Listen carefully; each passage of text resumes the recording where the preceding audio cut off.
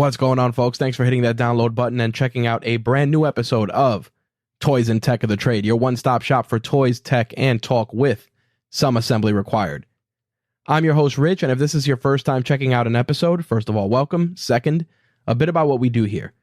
Toys and Tech of the Trade is an interview series where we sit down with content creators, entrepreneurs, and awesome folks that are on our radar and discuss the gadgets, the gear, and the tech that they use to run their business, create their content, and be more productive.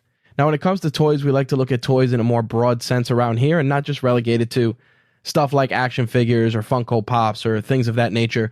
You'd be surprised what people consider their toys, and we love to go and discuss that stuff because it gives us just a little bit more of a personal connection with our guests, and it breaks up a lot of the business talk as well. With that out of the way, let's get into a little bit of housekeeping and turn it over to this week's guest. First off, I want to thank everybody who has checked out the episode that we did with Coach Joe Satmary from Lion's Den. It was a phenomenal episode for a few reasons. For me personally, I'm really a big fan of the work that Coach Joe is doing. And as somebody who's been a gym rat and a fan of just powerlifting, strength training, things of that nature, it was just a pretty big mark out moment for me to just meet someone in the space that's really making an impact and doing it, preaching the same tenets that I believe in when it comes to getting stronger and doing things that are just not the conventional stuff when it comes to working out. So really, really excited to have sat down with him and share his story and chop it up, talk training a little bit and a few other things. As an entrepreneur and a businessman, Coach Joe is out there really busting his butt to give you guys great content and, more importantly, help you just be stronger, be more physically fit. And especially with everything going on in the world, a little extra fitness doesn't hurt at this time. That's for damn sure. Nonetheless, I want to thank everybody who reached out and had some great encouraging words, really said a lot of awesome things about Coach Joe. They're checking out his channel, his site, etc. So again, thank you all for the positive words with regards to Coach Joe. Like I said, he was a personal get for me as a guest, and I'm very glad that I had the opportunity to sit down and chop it up with him. And believe you me, we have a lot of great guests to take us through the next few months. Some of them are in similar spaces like I am in terms of being podcasters, content creators, but we also got some founders, a couple of CEOs, a few influencers in various different spaces. So we're going to definitely run the gamut, and everybody's stories are just so unique, so fun, and you draw a lot of inspiration from them. I think every guest that I've had for the last few episodes, I've really taken something from them. I mean, Coach Joe, for example, I took a couple of different training tips from his YouTube channel. I've applied them to my own training. It's been a game changer for me in terms of strength, especially as someone who's getting back into the gym after the gym being closed due to COVID, but that's a story for another day. Nonetheless, I really hope that many of you that are checking out the episodes are taking something from these guests and applying it to your passion projects, your businesses, and your creative endeavors. And hell, if there's some awesome toys or awesome gadgets or gear that are helping you do something great for your brand or your project, that's a big plus for me as well. And by all means, feel free to reach out if you have any questions about any of the stuff that we've discussed over the last couple of episodes, whether it's gear related or about the guest or anything else. Feel free to shoot me a line via email or social, and I will do my best to help you out. All right. I'm not going to go into too much bigger detail with housekeeping for this week. I'm trying to keep things a little shorter, more concise, trying to really limit a lot of the quote unquote introductory speech. So with that said, I'm going to shut my yap. We're going to turn it over to this week's guest. My guest for this week is Alex Sanfilippo. Alex is an entrepreneur in the truest sense of the word. Got to start in the game at a very young age, has transitioned through various huge career changes right up to the point where he launched his own podcasting service, which is PodMatch, a service that actually matches podcast hosts with potential guests. And as a podcaster that's been doing this for a long time, it is a service that proves invaluable. Alex is going to sit down with us and share the toys and tech of his trade. How's it going, Alex? Rich, it's going great, man. Really glad to be here with you today. I am, you know, just blown away by your story because there's a lot of parallels. I see so many things, you know, between us, obviously, just aside from being podcasters, just you getting your start, starting your first business at a young age, selling used golf balls. I'm like, man, that reminds me of me packing bags in a supermarket and making my first $100. And I kind of want to start there and kind of dig into the origin story leading us into PodMatch. What was that like when you started doing that first business and you made your first bit of money? And I mean your first significant bit of money. How was that for you? Yeah, it's funny you bring up the golf ball thing. I think everyone ever hears that get mentioned, which isn't all the time. But when it gets mentioned, people who are listening are like, wait, you got to explain that, right? So at about 10 years old, I was in a weird place of life, like every 10-year-old, right? You're pretty much just awkward at that point anyway. Yep. But I remember I was kind of at 10, I kind of had this realization that I wasn't really good at sports like a lot of my friends. I wasn't a musician. My brothers were actually really great with behind any musical instrument. For some reason, it didn't make sense. But then I also wasn't good at video games or school. And that's like a super awkward place to be. Like as a kid, I'm like, oh, I'm 10 and I don't do anything that any people around me do. And I had a lot of friends. I just remember always being like a step behind them and everything. And then for some reason, I saw some kids selling lemonade on the side of the road one day. And I was like, that looks like fun. And I did that for about 2 hours and was like, this doesn't make any money. And while I was doing that, I was watching at the golf course right across the street from where we were doing this. There was golfers continuously hitting balls in the water. And I was like, I wonder if we could get those out of there. And I wonder if those are worth more money than lemonade. Anyway, long story short, me and a couple guys in the neighborhood, we started actually fishing out the golf balls of the lakes, cleaning them up and selling them back to golfers. And we ended up making quite a bit of money for 10. We did that from the ages I was 10 to 12. After that, you're not cute anymore, Rich, so you can't really get away with it. It's kind of like, Yep. get out of here, kid. But for those couple of years, we did really well. And that's how I made my first $100 was doing something like that. And yeah, it wasn't like big money or anything like that. But as a kid, I realized, oh, wait, this is what I'm good at. I'm good at business. Like I understand profit margins. I understand how to somewhat manage a team, although they were just kids, right? But I learned those things at that young age and kind of set me on fire, if you will, for this idea of entrepreneurship. But that's my origin story, if you will. And it kind of goes into a handful of other things that we can definitely dive into. But that's where I really got that start, that realization. Yes, between the age of 10 and 12 is very young to have that happen. But for whatever reason, that's kind of my story. Do you remember what you spent your first $100 on? Man, I know for sure. I spent it on GI Joes, like the small GI Joes, like the 3.5 inch tall ones. Yep. And I loved football cards back then, so I was buying that. Now I look back, I should have been buying Pokemon cards apparently, because they're worth a lot of money now apparently. But anyway, yeah. So I was buying those GI Joes, and I was buying football cards, and I ended up selling the GI Joes and making quite a bit of money in my early teens. I probably sold them when I was like 14 or 15, so just a couple of years later, and Nice. made a lot of money on those. But again, I should have been investing in Pokemon cards instead of football, but here we are. Yeah, it's amazing how that's been such a crazy cycle. I remember working in a comic book store and Pokemon cards starting shortly after like the Magic the Gathering craze, and next thing you know, I'm looking at guys buying cards for $250,000. And Right. I'm like, It's crazy, man. What were we thinking back then? Not taking that seriously. I mean, listen, I still like I have, I was a comic book collector. I'm still going through books, like I'm downsizing like a lot of my stuff, and it just amazes me that things have evolved so much. And now with NFT and all the digital collectibles that people are putting out there, I'm like this is a brand new space. By the time like my kid grows up, she won't know what it's like to buy a pack of cards in a store because you'll be able to buy them digitally. Yeah, we're aging ourselves right now by having this conversation. You realize that, right? Oh, absolutely. But what the funny thing with wisdom brings experience, and so does age. Yeah, And I think yeah. that as looking at your story and what you did, a lot of people, and I've seen it in numerous times, that the lemonade stand is a foreign concept. Hmm. It's the kids now, it's like flipping sneakers, opening up a Shopify store, buying a Cricut vinyl printer and making mugs. Like it's come so far that the art form of going out and starting a lemonade stand, or in your case, just using something like taking people's golf balls, cleaning them up, selling them back. Like it's very few and far between that people are still using those more by the book ways of making money. Like now it's people kind of just want to work smarter, not harder, which sometimes is good, but experiences like this, being in the trenches, like I still value that because I think it teaches a lot more.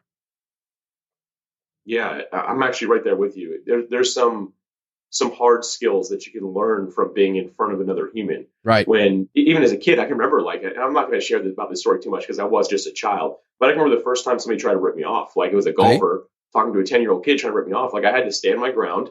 And when you're behind like a paywall, like a Shopify paywall, they're not going to pay you $12 for $15 shirt. Like Nope. that doesn't work like that anymore. But when someone's trying to rip you off in person, you learn some skills. You learn how to negotiate. You learn how to talk and kind of get rid of some I guess some confrontation, if you will, right? Those hard skills are important to learn. And yeah, a lot of people today aren't learning them. I'm not like all these young kids, they don't know what it's like. But there is something to be said for doing in-person business and learning those sides of the trade that I still hold with me today. And yes, I use them throughout my entire life at this point, but learning those at such a young age really helped benefit me for where I am today, which is now all digital. But still, I carry that same type of thing with me. So what you're saying there holds a lot of merit. I couldn't agree with you more, Rich. Well, I think that as people have evolved and, over the course of your career, you went and jumped into a lot of unique markets. I mean, going into real estate investing, taking that, creating a company based in that space.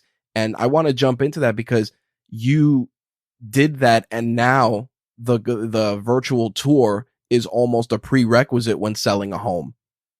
Yeah. So what you're explaining there for the audience sake, I started working in it was more tech based, but I was really curious about real estate. And so when I was 16, I couldn't obviously invest in buy real estate at that point. But what I was able to do was actually start a service company. So I worked with a group of people that had direct access to the MLS and they were posting pictures and things like that. And what we did is, I say we, there was a team of us, there was 7 of us working on this project. Well, basically, we built what was one of the original, not the original, but one of the original virtual tours of homes where you just kind of drag your mouse around. You could look at the roof, you could flip it around and look at the other side of the room. We were building that very early on and stitching it together. We had photographers going out taking these pictures of homes, and we had a team that was uploading it to the MLS at that point. And they were getting it listed and things like that. Really a great business. And that kind of set me on fire for the idea of real estate because I was actually one of the editors. I was not a photographer or anything like that. Like we did the training and things like that, but I was more so behind the computer, checking things, make sure they're working. And I just remember like looking at all these pictures of homes, being like, "Ooh, this is a really unique selling point. I bet this house is going to sell for more than they're asking for because they did this extra thing. Right. I bet this will help." And I just remember really loving that and asking the photographers a lot of questions, being like, "Hey, why'd they have that extra room? Do you think it was original or did they add that later?" Just asking these questions. So when I turned 18, it was a very natural step for me to say, "Okay, I want to own some real estate." I wanted to get into buy and hold is kind of the strategy I went with. And that was a really cool season for me because I got to really explore a big passion area. I was working from home from 16 to 18. I did it, or 3 years ago. So 16 to 19, I was working from home doing this, which was kind of remote jobs that weren't even really a thing at that point, right? Like trying to figure out how to talk to the team. We were using AIM back then to chat. Oh, man. There's probably better options. But again, being a 16-year-old kid, that was kind of my go-to. So that's how we were actually communicating back and forth and talking and things like that, which it was a really cool experience for me. And same thing, I learned how to manage people. These weren't 12-year-old kids. These were some of them much older than me, adults, but figuring out how to actually run a company like this, develop the technology was something that was so much fun for me. It was a great experience in my life. Now, being in that space, and you were of course investing in real estate at the time. How were you raising capital? Did you have help? Was that something where your parents got involved, or were you just taking the money and really just diving in and having a parent be a representative at that time? It's a good question. As a matter of fact, I love my parents to death, and they're the type of people that are they taught me and my brothers to be very independent. So my dad knew that I was going to want to get into real estate. So at 16, he's like, "Hey, let me co-sign a car for you. You can pay off the loan." He really taught me like how to pay it off in a way that when I bought my first real estate a couple of years later, I wouldn't need a co-sign. Nice. And so thankfully, when I was actually able to buy my first piece of property, I just used the money I'd saved up. I wasn't buying football cards or GI Joes anymore. I was actually saving up money for a few years. And I wasn't the type of guy to have like I shouldn't say never, but like I didn't have many girlfriends growing up, and that was intentional. I realized that I spent a lot of money whenever I had a girlfriend, and Mm-hmm. maybe that was just my personality. I know we don't need to dive into that, but I realized when I was single, I saved quite a bit of cash, so I decided to stay single. And also, it didn't really make sense to me. I'm like, I'm not going to get married. I'm like 17, and so I like to keep most of the money that I had. But anyway, when I turned 19, when I decided, or 18, I'm like, it's all blur at this point when I actually invested in my first property. It was between the age of 18 and 19. But I was actually able to do that without a cosign, thanks to my dad's guidance along the way, and helping me with my car and things like that to be a cosign. So I was able to do that alone with the money I saved up, and that's how I got into my first rental property investment. Now, when you got into the rental property, were you also rehabbing the homes yourself? Because I know a lot of people, they buy the rental properties, they put a little money into it, or they do the work themselves. No, what I was actually focused on was turnkey at that point because I was really focused on the business still. So doing the tours and things like the creating the virtual tours and things like that. So I was looking at turnkey properties. Nice. And then what'd you do? Did you have somebody did you hire a company to like collect rental income at the time, or were you just holding the properties and then just flipping them from a sales perspective? No, I actually did the management myself, which if I Wow. went back, I probably wouldn't do that now. But yeah, I was doing that. But this whole thing that we're talking about was very short lived because as soon as 2007, 2008 hit, whenever that crash was, right? Yep. Like that hit me really hard. And I ended up, that like really messed me up. So this whole thing was short lived. So I was really very new into getting started in this space and doing this type of thing. So for me, managing myself made sense. If you would have tacked another year or two at the end of that, and it was like doing really well, I'm sure I would have found somebody to manage that for me. But initially, it was something I was excited about and fun. I really didn't have enough time in that space to be able to feel the need to sub any of that work out at that point. Man, to be a fly on the wall and have a 17-year-old Alex knock on the door asking for rent. Right. Yep. That must have been quite a shock, especially in the onset, because I think, especially when you're younger and you're doing a lot of stuff. Before we started recording, I was saying how I remember getting my start, and it's like, oh, you have a meeting with X person, and the person would show up, and they have like this expectation of who you are, and then you're like, oh, this kid just walks out, and they're like, am I talking to the right person? Yeah, the first guy I actually went to collect rent from, like it was my first tenant ever. I went over and met him right after he moved in, and he just like kind of looked at me and he's like, "Oh, come on in." And then like a few minutes later, he's still just kind of giving me like this weird look. He goes, "How old are you?" And I was actually 18 at this point, so I was 18 years old when I had my first one, and I told him, he's like, "Wow," he's like, "You own this place?" I was like, "Yeah." He goes, "Well, I'll be here and I'll be a good tenant." It was a really interesting conversation, actually. If I remember correctly, it was kind of awkward. But anyway, the rest is history. He always paid on time. He was like a great tenant, actually one of the better I ever had. And yeah, so that's kind of how it started. My first thing I had with that was, how old are you? That was the first question I was ever asked as being a landlord. So it's interesting. You mentioned, you had a good tenant. So I want to unpack that a little more. What was it like, especially at that age, getting your feet wet, dealing with bad tenants? What experiences did you gain from that? Because sometimes I've seen horror stories with bad tenants, from trashing apartments to holding out on rent, etc. So you're getting your feet wet in this industry, and like you just said, you had some good tenants. What were the bad tenants? And, well, not to dig too deep into that, but what experiences did you take from dealing with the bad tenants that helped you in your business now? Yeah, so I had one that was really bad, and actually, it did not work out in my favor, unfortunately. This is somebody who stayed their entire time, but toward the end, I think it was probably just the last 45 days, they took a complete turn, this individual. Wow. And I guess he started dating some girl who had a pot-bellied pig as a pet, which at that point, I didn't even know that was a pet. But anyway, they decided to bring it to the place, and that thing tore the place up. I mean, tore it apart. And something went wrong, and now I believe it was intentional with the last month's rent that they were supposed to send me. And the check didn't go through. It was really weird. I'd never seen anything like it happen. I was like, "Hey, this check didn't go through. It had been like 5 days." And he's like, "Oh, I'm sorry." He's like, "I definitely submitted it on time." He's like, he goes, "We'll just tack it on at the end if that's all right when you're doing your final inspection." In my mind, I was like, "Okay, that makes sense." There should have been a red flag there for me though. Because when I Mm. went in, he had already disappeared, and I kept his security deposit, but it wasn't enough to cover even a fraction of the damage that was made. It was about $5,000 Wow. worth of damage that had been done. because the carpets were tore up, the walls all had to be repainted because it looked like this anthole had been like just rubbing itself against the wall, so it was like Right. black at the bottom of the walls. It was real. It was bad, and I could not get a hold of this guy. Turns out he was actually a lawyer, and he was able to find all sorts of loopholes and things like that in my contract. And that was actually the last time I self-managed or self-wrote up a contract because this guy was able to tear the whole thing apart. Basically, he wasn't Wow. responsible for any of it. Was the kind of way it went. And it made me just realize that like I didn't want to lose faith in people because I gave a lot of faith in this person, but I needed to do my due diligence. Yes, I believe that everyone should be a good person, right? And I never want to say that I'm going to have the benefit or look at somebody and say, oh, I know that this person would be bad and stuff like that, although that occasionally happens. But I wanted to make sure that I didn't lose that faith, but you do the right thing up front. So for me, just because I think someone's really nice doesn't mean I need to not do an airtight contract. Like just because I'm like, oh, I can totally be friends with this person, they're going to be great. No, I still need to do the right thing and make sure that I'm actually doing my due diligence because it's a business, it's not me personally.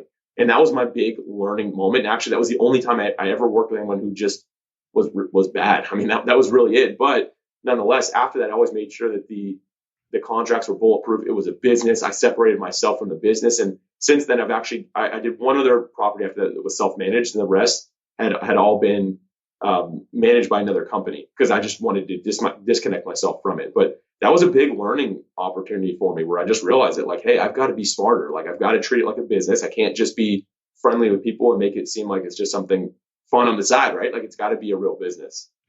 Yeah, I think the scary part of that, and it's interesting that the person that you dealt with was a lawyer, and he pretty much just weaved his way through the contracts because for the folks listening, the learning experience in that is that certain things you just got to either research them accordingly, and no matter how much research you do, there's always someone smarter.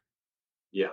And that's just crazy that, they kept a pig in there. They kept the pig in there and then just, pretty much weave their way out of the contract. And I'm sure, especially at that point for you, it was heartbreaking to just have to deal with that, Yeah, it was. And, that was right when the economy really wrecked. So I was already feeling pretty defeated. I mean, the company I've been working on, and I'm not going to sell myself as a failure. Like I believe that everything kind of led me to where I am today. Mm-hmm. But at that point, like that company that I was running, the virtual tour company, that just shut down. I actually, there was a business partner in it and I just gave it to him. I took like almost nothing. I'm like, hey, we're basically went from like a lot of business every day to now no one's selling homes. And if they are, they're not investing in anything extra because they probably aren't going to sell it. Right. Right. So it went from like 100 miles an hour to zero, a complete halt. And for me, with the rental side of things, I actually moved into a rental property and liquidated. I guess since then, I've only had two properties that were rentals since that time, even. And yeah, it was like one of those big. Like, I crashed and burned. I went from being a kid that was really young. I had this dream at that point of being. I don't remember what magazine it was, but I saw like top 30 under 30. I think it was maybe Forbes or something like that. I was like, I want to be on that list. Real estate's going to be my ticket to get me there. And that was kind of my mindset.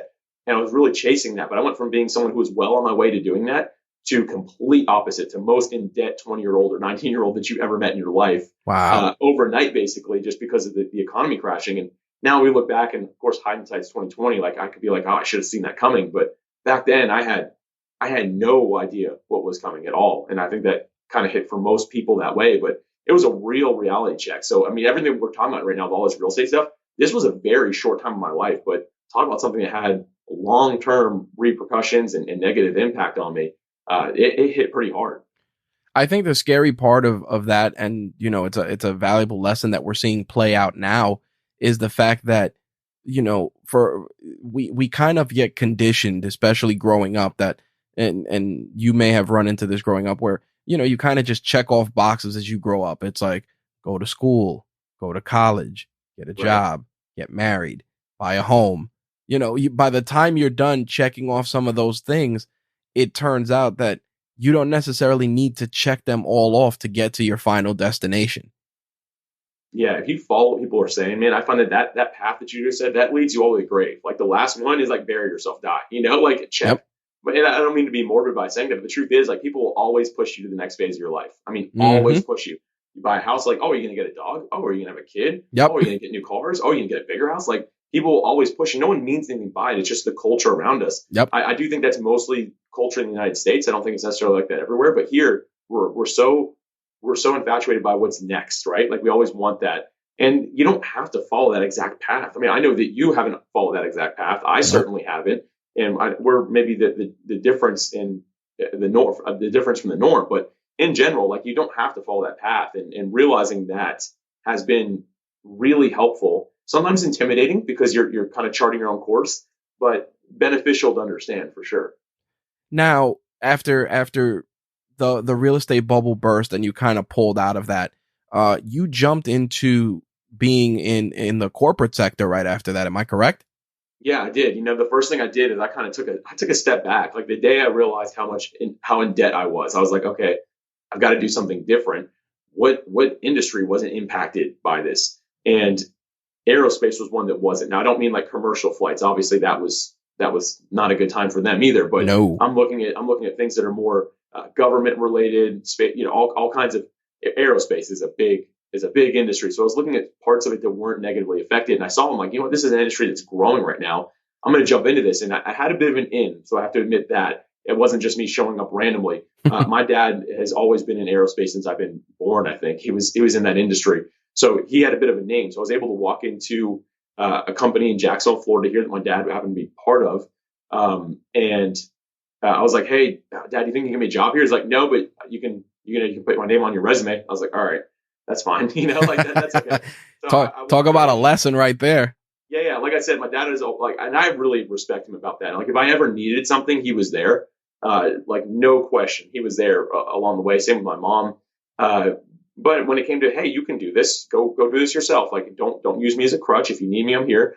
But I walked in. I remember I was able to get a part-time job as a receiving clerk. And what that really meant was once I got into it, it was a lot of breaking down people's boxes, taking out trash and things like that. But as soon as I got into it, I'm like, all right, I'm in a stable environment now in a very unstable world. And I gave my all, man. Like, so from day one, like if I was taking out your trash, I was going to do a really good job. If I was breaking down boxes, I was going to do it very efficiently. And I just kind of stepped all into that job and worked my way up over the years. But that was kind of my introduction to corporate, if you will, going from just being more of an entrepreneur to jumping into a corporate job. But it was small enough that it felt still like I could flex those entrepreneurial muscles, like as I grew in the company. Well, that leads me to exactly that. My next question, you go in there, you've already had years of, experience under your belt, and you're coming in starting, from the bottom, growing your way through it, finding ways to be an asset to the company.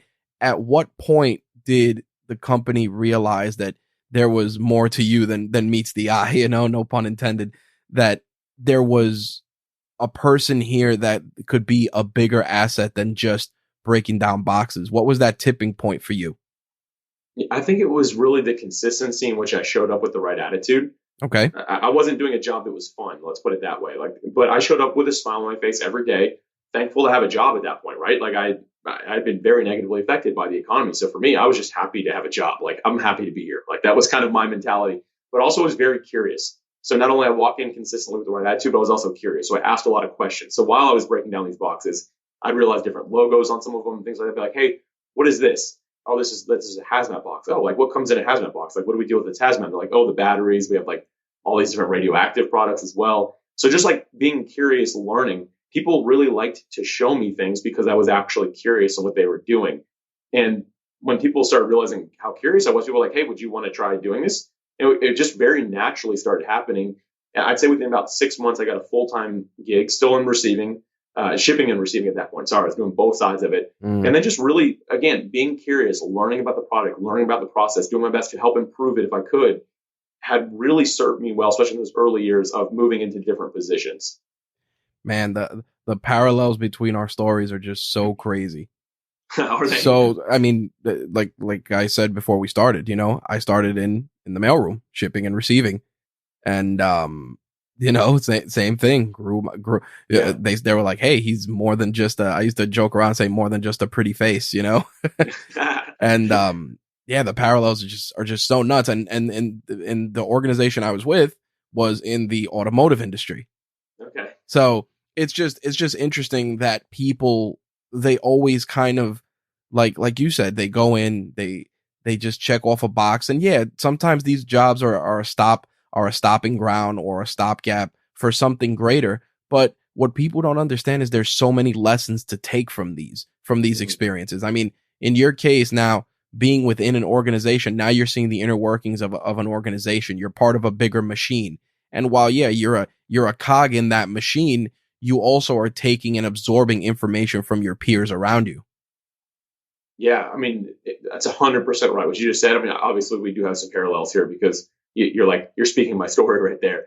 But it really served me well to be different in that industry and in that job, just being out of the norm. Because again, maybe it just came from me being the guy who got really hurt worse than most people there. Everyone else was still comfortable; they had been in their job for a while. Yep. And maybe that new guy that was stepping in, like it served me well to be that curious individual who really wanted to learn. And what ended up happening is over years, I just kept on working my way up through consistency. And then I got into some leadership positions and started really caring about people. And that's kind of, if I have a sweet spot, it's really serving people really well. And part of that is me leading people and just really do my best to learn that. And I always educated myself outside of that. So I did like back then was Dale Carnegie courses were big. Yep. And so I was doing courses like that. I did a handful of, there's someone called like Crestcom or something like that, where I just got like certified in leadership. And as I kind of grew and the company grew, it was crazy, man. Like it went from what was a small company doing a few $1,000,000 a year, which that's considered a small business, to being part of, and I'm fast forwarding about 15 years here, 14 years here, but went into being a multi-billion-dollar publicly traded organization, part of like a big network and things like that. And being part of that change and getting promoted along the way was a great, great, great experience for me. It's something I don't do anymore, but I always cherish those years being there, just because it taught me so much about business, leadership, even entrepreneurship along the way. Yeah, and I'm sure that for your dad, it's a nice feather in his cap. He's like, hey, look at you growing in this industry. I've been in this industry. It's like the industry's giving back from a generational sense. So I'm sure there was definitely plenty of pride there.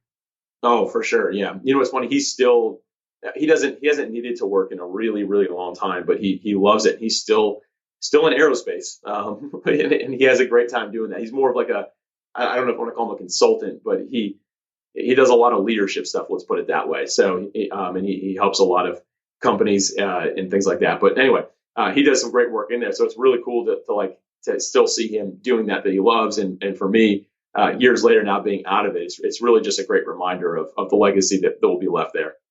So in the midst of you doing all of this, were you still trying to kind of keep your finger on the pulse of real estate? Where did the road take you to where you started your podcast? We'll go there. Yeah. So actually, I really got mostly out of real estate the only other introduction I had during like these years was when I got married. My wife owned a place as well, and it was really close to a university that's here in Jacksonville, Florida. We live, University of North Florida, very close to that.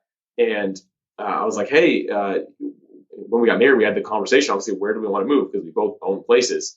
And she really liked my place, which I was thankful for, because I really liked the area of town it was in. It's very central, very close to the ocean. So we ended up moving into mine, and we rented hers out. I was like, let's just use this as a rental property at least for a couple of years. And that was kind of like an itch I hadn't been able to scratch in a really long time, Rich. As you know, like at that point, I'm like, this would be really cool. So we did that. We rented out to three different students going to UNF, and that was a great experience. Really did well with that. Their parents were paying for it, which always helps. The rent always showed up, and it was really high, which was great. But they were happy because they could get to school in less than probably 3 minutes to get to campus. So that worked out really well for us. But that was really the only real estate I did till 2018 when I started really myself getting back into it.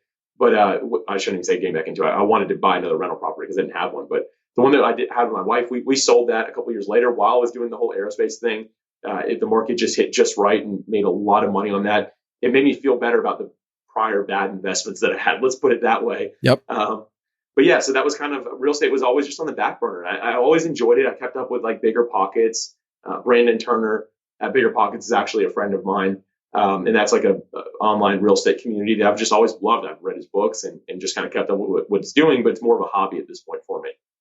Well, you know what the funny thing is, though, that even within that hobby, that hustler's mentality is there because you're working, you still have an income coming in. I hate that so many, especially now in 2020 and 2021, people push passive income. And I'm like, listen, it's passive because you're quote unquote getting money while you sleep, but that passive income requires active grind.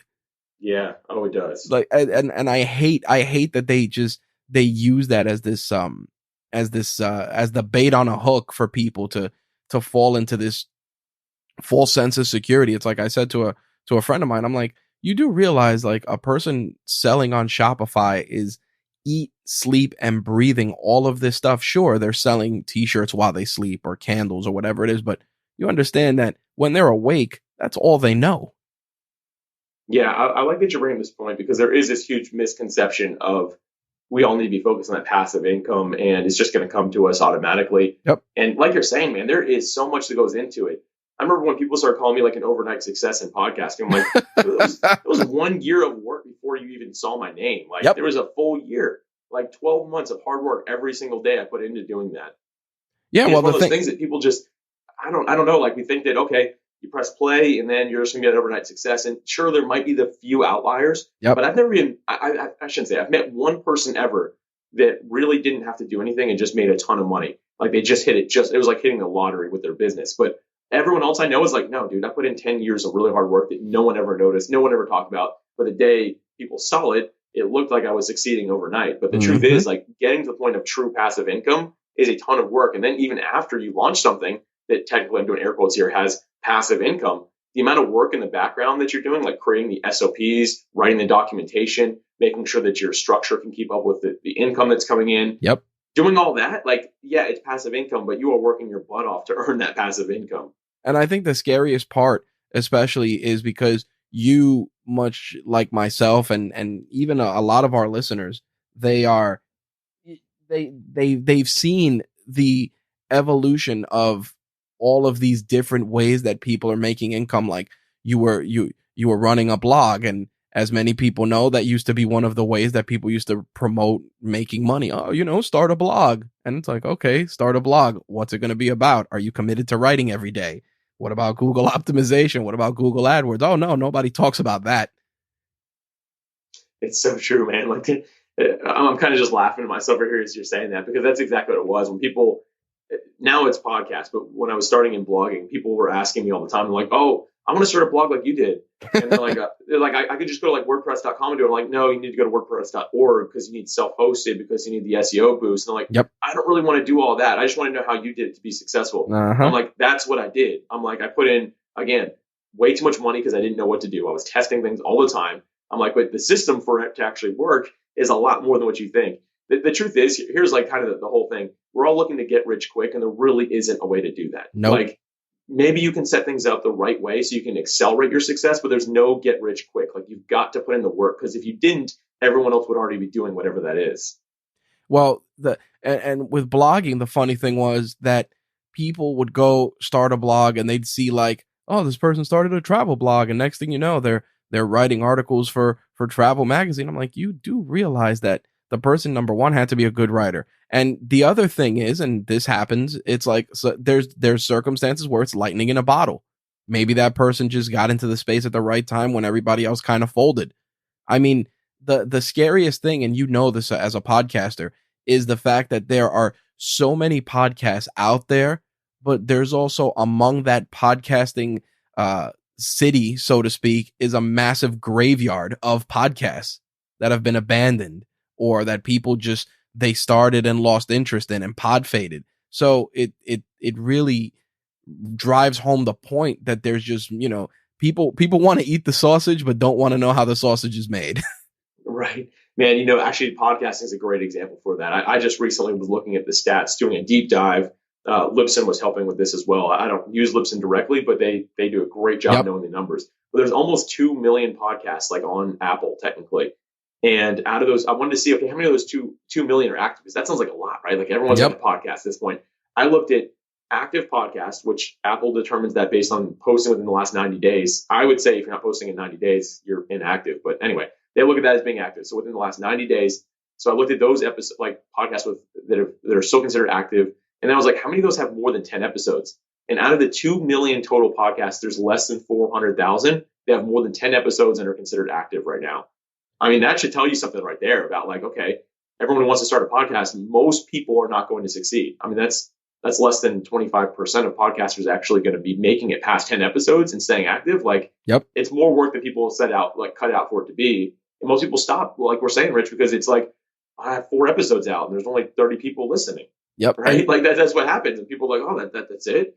Oh man, I can't keep up with this. It just must be the wrong vehicle for me or something like that. Well, I'm so glad you mentioned the numbers, because what happens is, and I tell a lot of people, I've told, hosts on our podcast network, I've told people that are getting into it that quote unquote want to pick my brain. I tell them, like, listen, yeah, sure, you put out your first podcast, you got 10 downloads, maybe you got 25, maybe you got 50. But I said to myself, and I say it to them afterwards, I go, how many times in a day do you genuinely talk to 10 people or 25 people that are literally hanging on your every word? It's not often.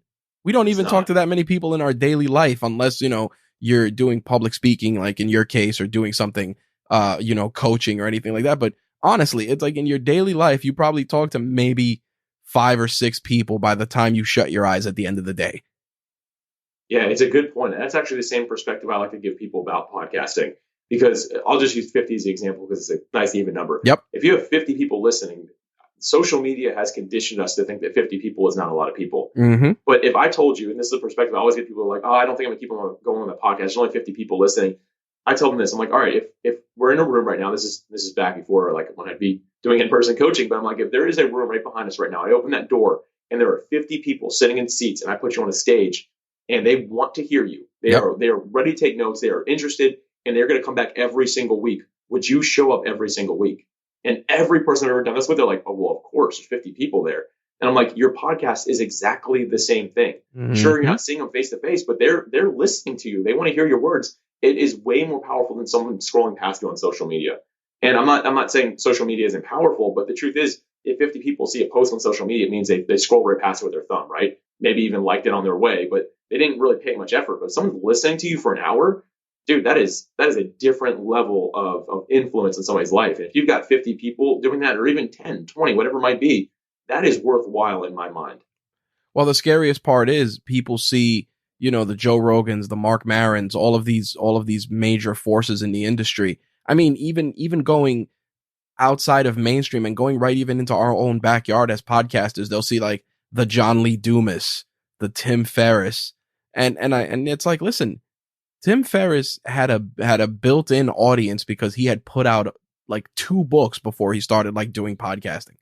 So if you're using him as your barometer of success, then you're gonna be very upset.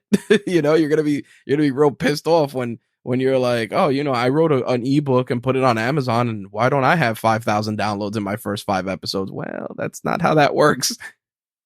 Yeah, you're exactly right, man. I actually wrote this article that was a little bit confrontational. I didn't necessarily mean for it to be, but it was probably the title that I used. I said, please stop trying to change the world, is what I titled it. Please stop trying to change the world.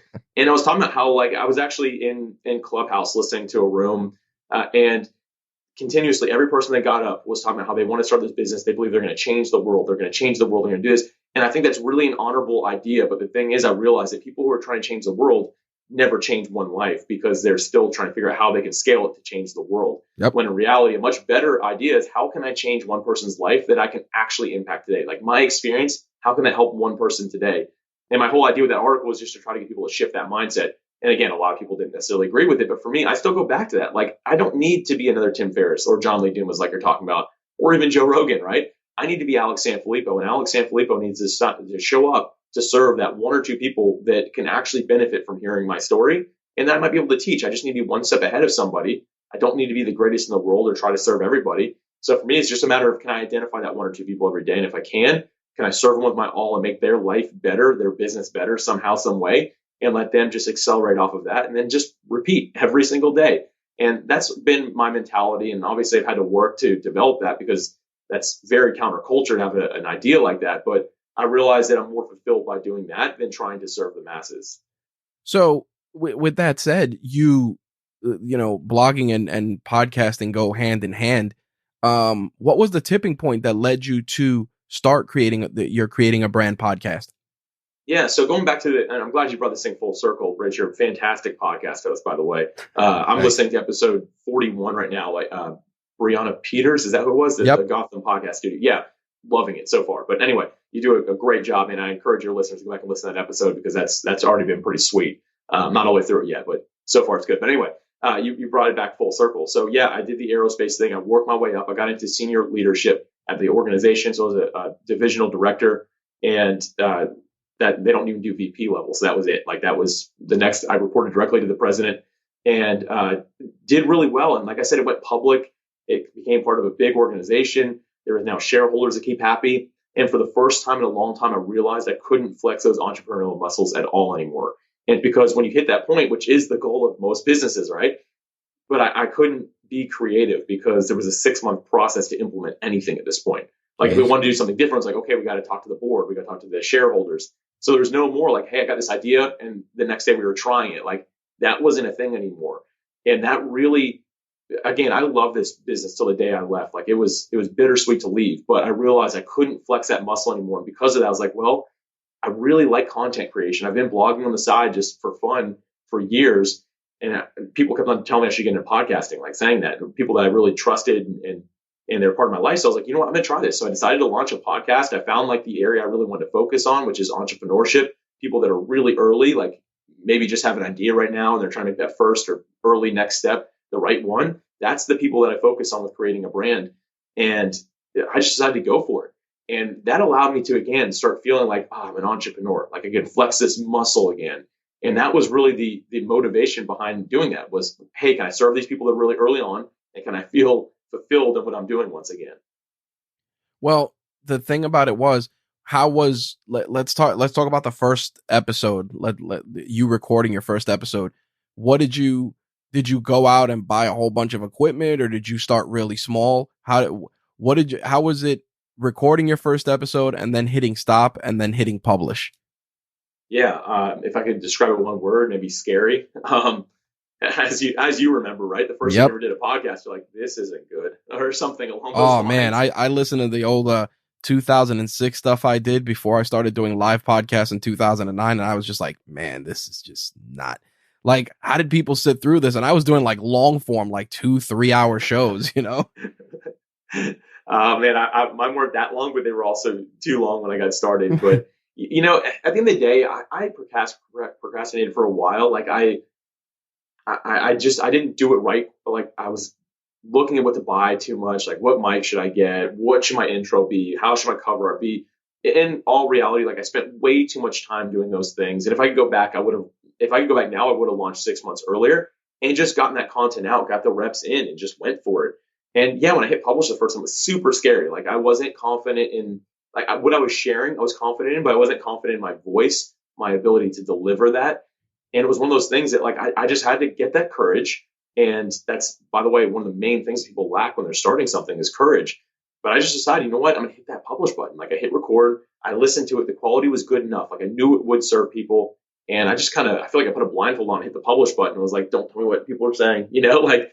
But thankfully, I got a lot of really great feedback from day one, and from then on, it was just for me getting the reps in. And today, like I'll still jump on other shows of people that I care about. Like Rich, I'm on your show today because I care about what you do, and I want to be part of it, right? And so I'm here, and I'm still just continuously developing that muscle of like, hey, can I get better and better at this? So I just have my mindset on, instead of perfection, just continuous improvement, and having that from day one, having the courage to hit publish has served me really well on the way. What was your first piece of gear to when you started your podcast?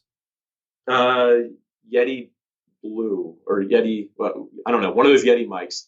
And I was using some sort of, can't even remember like what I was using to actually record. It was some sort of like just basic recording software that lets you record. I was doing it locally at first. Like I didn't even know how to do a remote. So I was just like sitting in my friend, she had her family had like a camper. And it turns out campers have like, they're perfect for like a random recording studio because they don't echo for some reason, the way that they're built, I guess. So I was like, okay, I can jump in this camper and bring people over here that are local and we can record right here.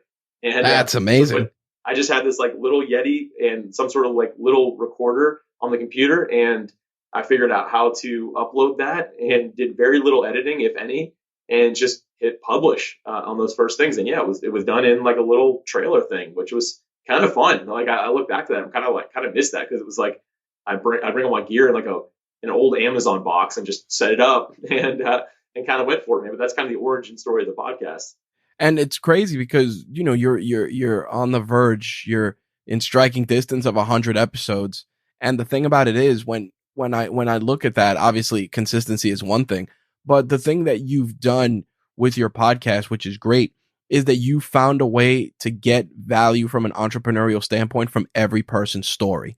I mean, you know, from the way you're titling the episodes, that you're using just the right buzzwords to get people's attention. I mean, the one you put out earlier in the month about reducing anxiety and stress. I mean, with everything going on currently, that is an easy alley-oop for someone that's trying to just figure out, because that's the other thing too. There's so many podcasts in the space, and you know, you thumb through, you're trying to see, is this person, and a lot of times it's the titles or the subject matter that gets people's interest. And I think that's one thing that you've done really well, is that you've really figured out a way to find those nuggets of wisdom to frame your episodes to get people to jump on board, which obviously takes me into what I want to ask.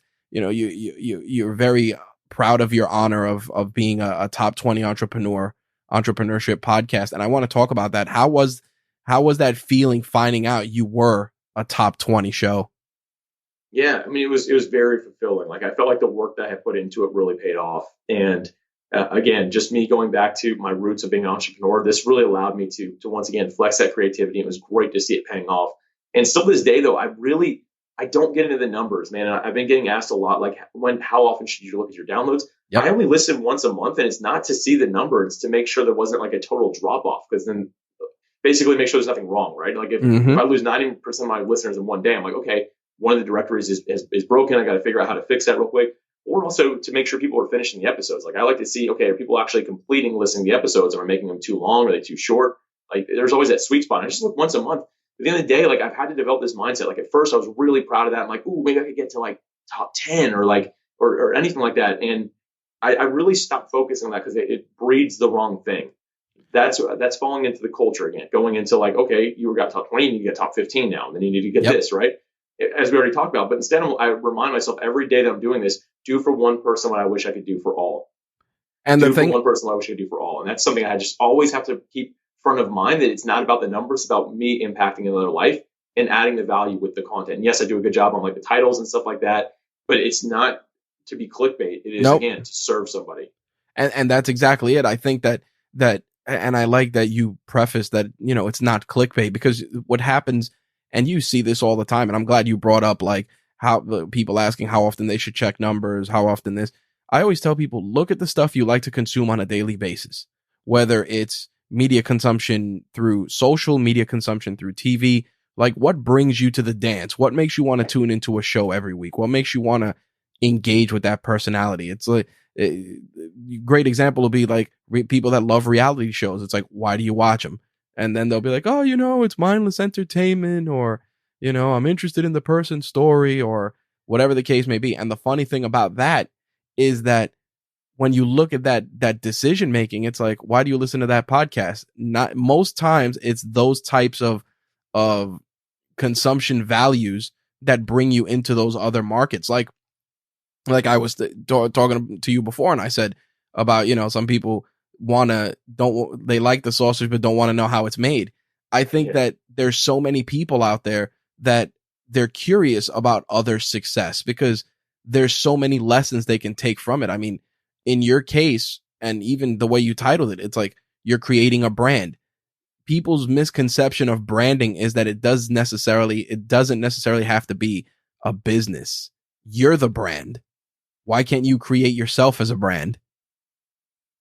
Yeah, and you know, the reason I really titled it that is going back into what you just said there, but it's the value I was able to add throughout my years in aerospace. Like, this was kind of like, a lot of it was my focus. Like, how do we get ourselves in the right mindset? How do we focus on what matters? How do we just make small baby steps? Like, again, those are the things that help me succeed in the long run. And when I started this podcast, it's exactly what I wanted to do. I wanted to be like, okay, like when I named it, I'm like, it's going to be about creating a brand, like the art of creating a brand for somebody, like making that one step every day to get closer to what your goal is, to your personal brand. Like, sure, it can turn into a big organization, but like, how can you get it there along the way. So I'm glad that you brought that up, because that really was the focus. And all I was doing, like you're saying, some people's reality TV, for me, it was like taking small micro steps every day to grow your business. That's Yep. just something that really I developed over the years, is an understanding how to do that. So I wanted to add that value to the world. And that's exactly why I focused on that, for the exact reason you just shared, man. What has evolved over the last 87 episodes in terms of you creating a brand of the podcast itself? Meaning, what steps have you taken to just fine tune and fix any missteps you've had along the way? Because I'm sure that maybe you said maybe this episode didn't hit the right way, or maybe this guest story, maybe I could have framed it differently. What were some things you ran into, and how did you overcome those particular things to get you to the stage where you're at now, like I said, within striking distance of 100 episodes? Yeah. So first off, the very first thing I realized is, because someone gave me the great advice of looking at the completion time of episodes. Like, are people listening all the way through? And I listened. I realized that the listeners were not quite getting that far. So the first thing I did was shorten it up. I think I started off with like 50 minutes. But again, if I thought like, which isn't too long for a normal podcast, that's fine. But I realized my audience I was going for was busy entrepreneurs. So they usually have a full-time job and they're trying to start something on the side. And someone brought it up. They're like, well, those episodes are too long. Those people aren't going to have time. They're only going to listen when they're in the car or when they're in the gym for a little bit, and they're already pressed for time when they're trying to do this. And that made a lot of sense. So when I shortened up the episodes, they did a lot better. But that forced me to get a lot more content in shorter time. And what I realized was, based off polling my audience, they weren't as interested for my show. Again, this isn't wrong for other shows, but my show, they weren't as interested in hearing some of the backstory. Like what we're talking about today, this never gets shared on my podcast because it's just not the flow of it. Right. The flow is straight into the action. Like, so you mentioned that one, like overcoming stress and anxiety. She gave us 5 steps for doing that. And we jumped straight into those 5 steps. Like, hey, thanks for being here, Dr. Caroline Leaf. Can you give us these 5 steps? Like, we basically, obviously I said a bit more than that. We just jump right into it. Very action packed, straight to the point, heavy note taking. And that's just my audience that I've developed. So it's just a matter of really honing in on that. And I believe that I continuously just get better and better and better and more accurate with it. But now I'm at the point where I know around 30 to 35 minutes is the sweet spot for the episode time. Straight into the action, no like real stories, start and end with something maybe funny or fun along the way, but very, very brief, and just get straight into it. Short intro, short outro. And it's worked really well for me. I'm going to continuously tweak that, but I think that I've really kind of found the spot that it works really well and really serves my listeners. Well, it's interesting because one of the things that when we connected early on got my attention was a lot of the articles that you shared through PodMatch. But it's funny because I looked at PodMatch as a great service to connect with guests, and then here you are just dropping these heaters when it comes to some of the blog posts, and I'm like, well, damn. I'm like, this guy's trying to hit you with the 1-2 punch, and I want to get into that. But the funny thing is that some of the content you've put out made me but made me wonder, ways that I could just even fine tune this that I'm doing. Because what happens is, you look at the show and there was I think it was in Clubhouse or it was on Facebook, and people were like, man, like, does a podcast need an intro? Should you have an intro? How long is your intro? Do you talk prior to jumping right into it? So I did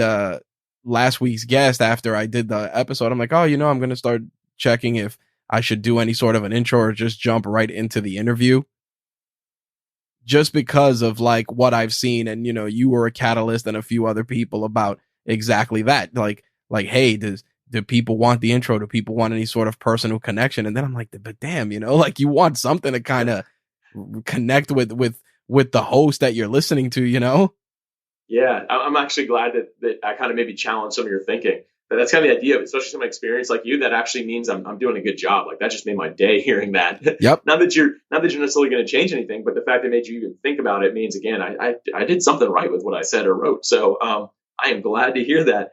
But to your point, like there's probably no right or wrong answer. I mean, there is some obviously general ideas that everyone should do, but I've heard, you and I both heard some of the biggest podcasts in the world. Some of those guys don't do intros. Nope. They just go straight into it.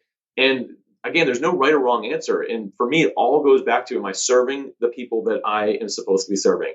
Am I hitting the right mark for those individuals? And that's what it comes down to. And I think we're getting to the point where there's actually less fluff even. And not saying it's bad if you have some like elaborate intro, which you don't. Yours is really good. You get straight into it. And I like that. You jump into some housekeeping stuff. Like I think you do a really good job with it. some people have some like a 3-minute introduction that like really goes into all of it.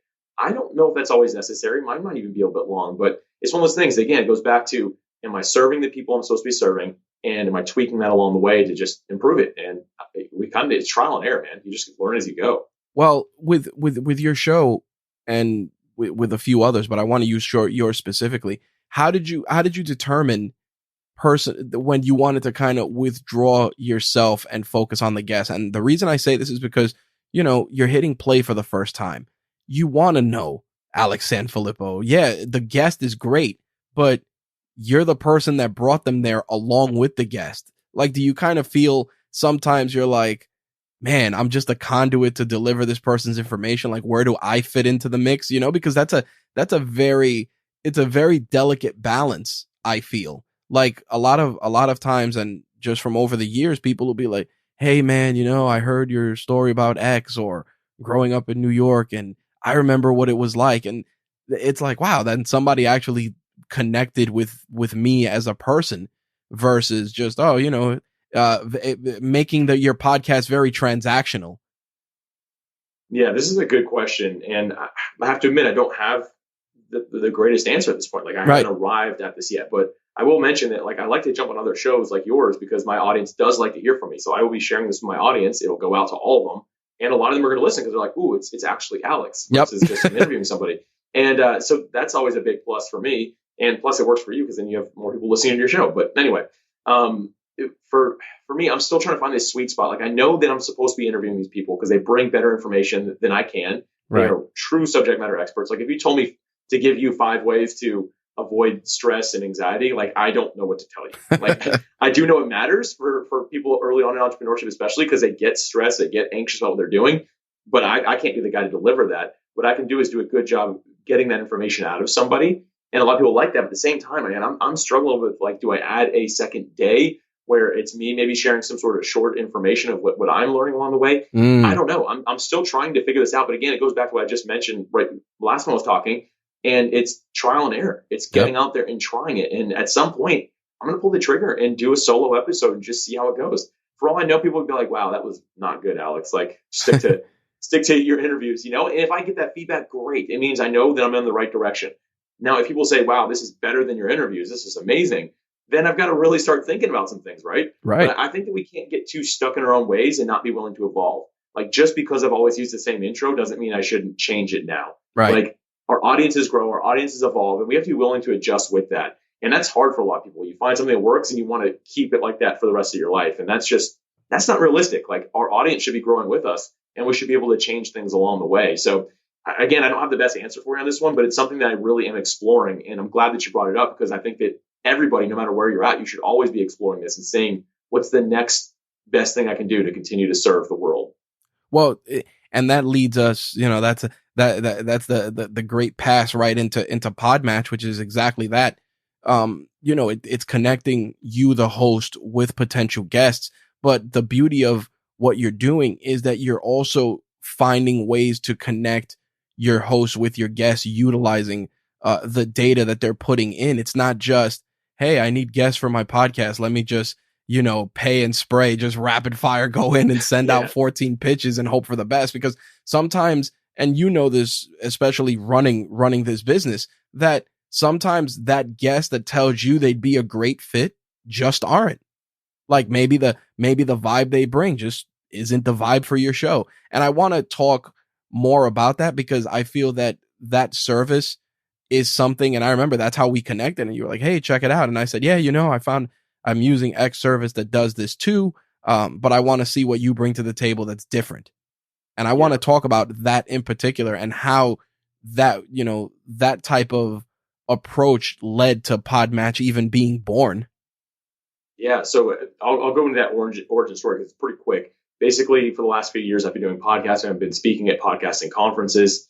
And in 2020, the beginning of the year, which it was an in-person conference, Rich, which I don't know if you remember what that's like, but shaking people's hands, hugging, high-fiving, like that used to be a thing we did with thousands of people in the same room. But anyway, I was at this conference, I was speaking at it, and I remember when I got off stage, one of my goal was, okay, can I find a way to better help these podcasters? Because I'm one myself. So many of these people you included, Rich, people that have just helped me along the way with their wisdom. You've been doing this longer than I have. Like, learning from these people has really been helpful for me. So I was like, I want to give back somehow, some way. So when I jumped off stage, I started just talking to people and asking, hey, what are you struggling with?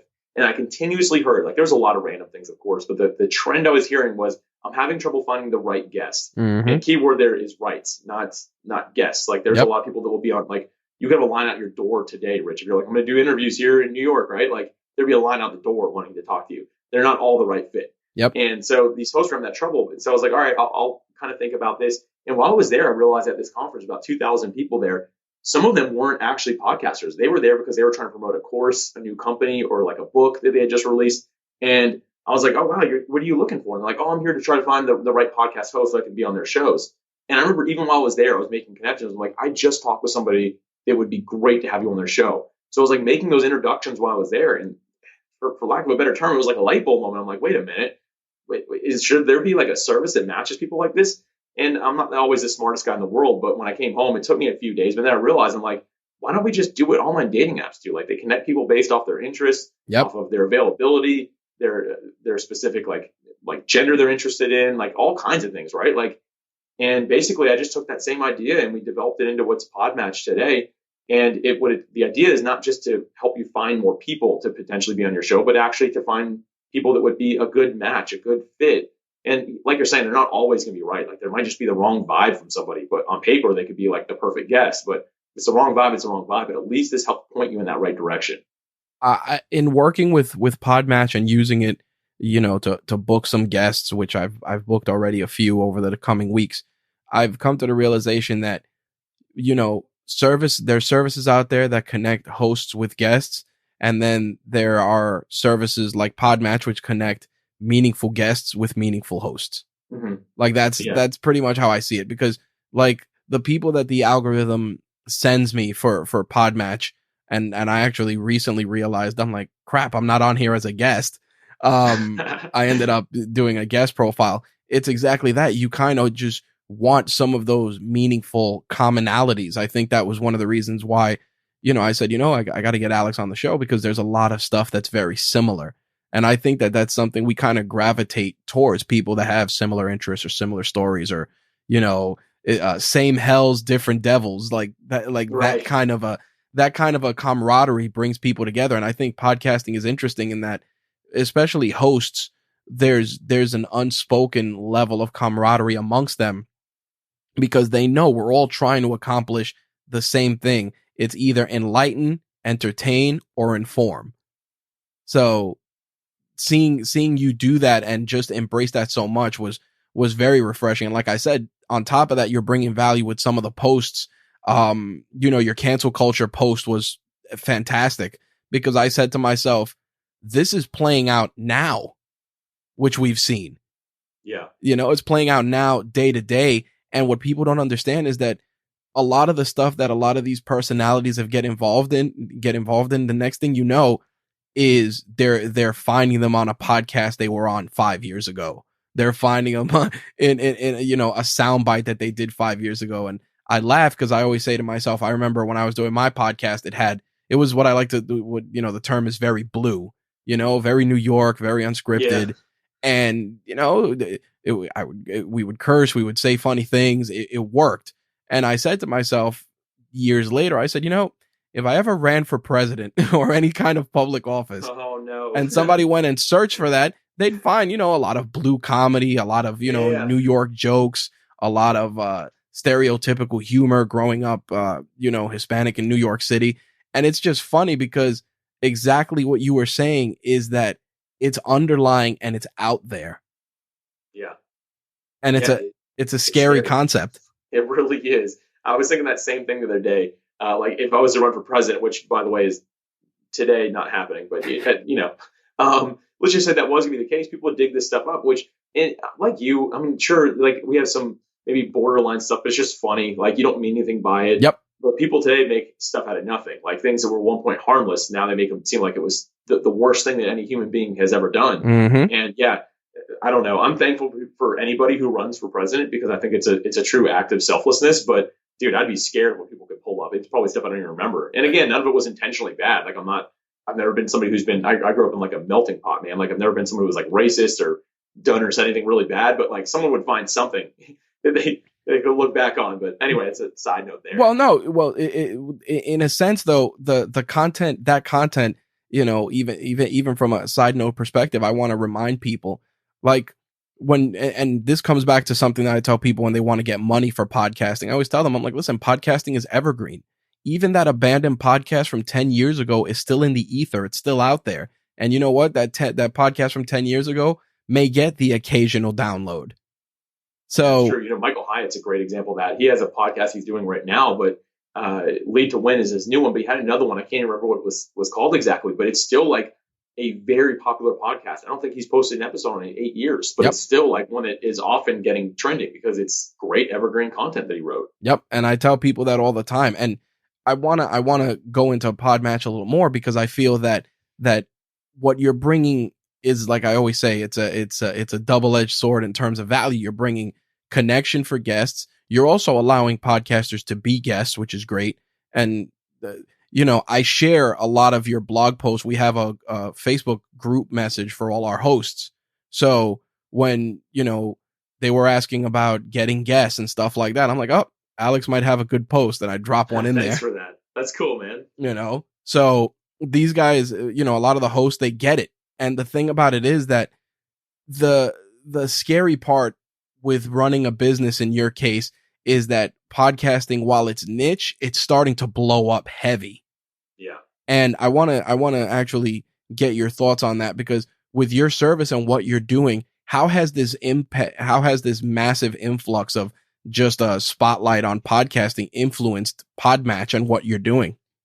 Yeah, this has been tough to figure out, because I'm glad you brought this up. This is a really good point, because podcasting is blowing up. And when you say podcasting, you mean all podcasts. Like there's more comedy podcasts, There's more true crime, there's more entrepreneurship, there's more of every category you can imagine.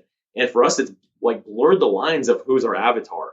Because often I'm like, okay, when we started, it was like, okay, it's gonna be a lot of business podcasts, I'm sure. And it was initially.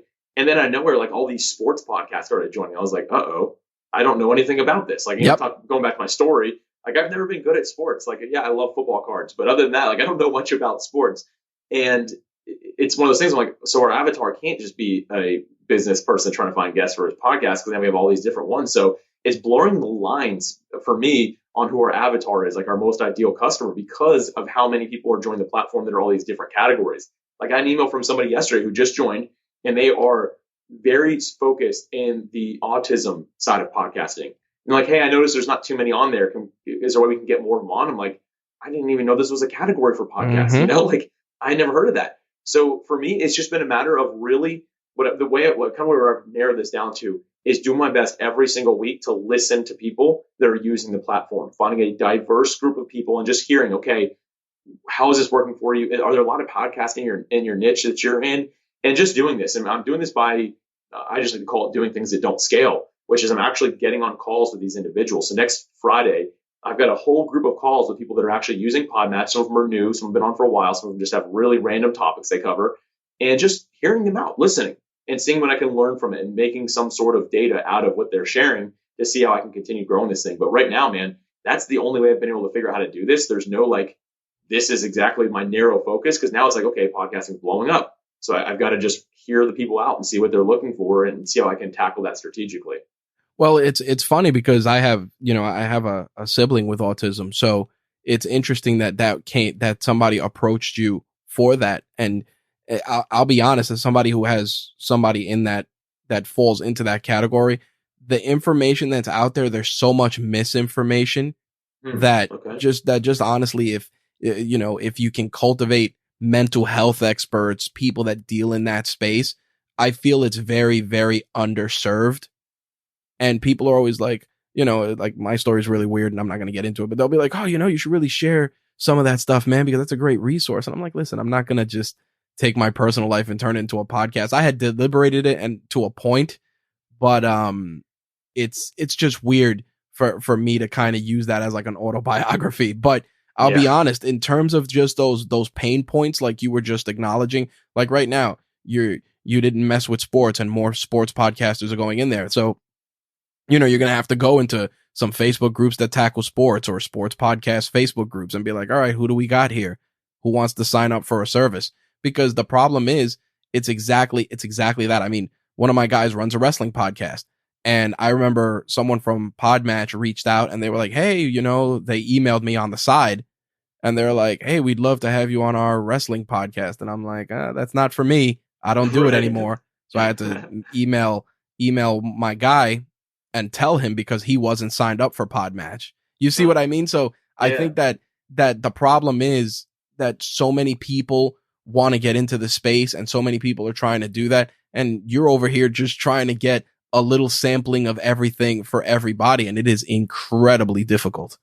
Yeah, it is. And, I think that we've done a good job figuring out how to do this. Like we put a lot on our members. So like we're very member driven. Our roadmap for what we develop in the future now, like what we're working on is all member driven. Like we don't come up with the ideas for it. We ask them, we give credit to the person who came up with the idea or the group of people who came up with it. And by doing this, these individuals have been, and we have a great affiliate system built in. People have been willing to share on our behalf. And that's really helped us grow. But I really like what you just shared. Like you shared about like autism and understanding like you need what you need in that space, like the type of people that you need to come on and talk. Like I didn't know that. And so that's already good information for me. Knowing that, those are people within PodMatch that I reach out to now and just ask like, okay, do you have any ideas for how we could do this? Would you mind sharing with your network? Like doing that has kind of built our own army of marketers, if you will. And it's because we're listening, like we care. That's one thing that I hear this on almost a daily basis. Someone will email and be like, hey, I really appreciate the fact that you care about the success of the members. Like you're not just here trying to get more people to join. You are here to help us all succeed. And I'm very thankful. I'm not trying to say it pridefully, but I hear that almost every day. And that means a lot to me. And by doing that, serving these people, I believe will keep on expanding as podcast expands. And thus far, it's worked really well for us. Although, again, lines have been blurred from like what our avatar is and stuff, but we're constantly evolving and getting better and figuring that out. The shift to virtual, how has that been for you and for PodMatch as a brand? Because I feel like, I mentioned Clubhouse as a reference point, but I go into Clubhouse here and there, and a lot of times I'll see you in like 4 or 5 different rooms just on the grind. And I wanted to ask, how have things like being virtual now and Clubhouse and things like that, how have they impacted your approach towards growing PodMatch and making it just a viable option for people that are looking for guest opportunities or hosts that are looking for guests? Well, it's actually made it a lot easier. And the reason being is I realize that any public speaker with any profession, they're not public speaking right now. Like they're doing it virtually, just like the rest of us.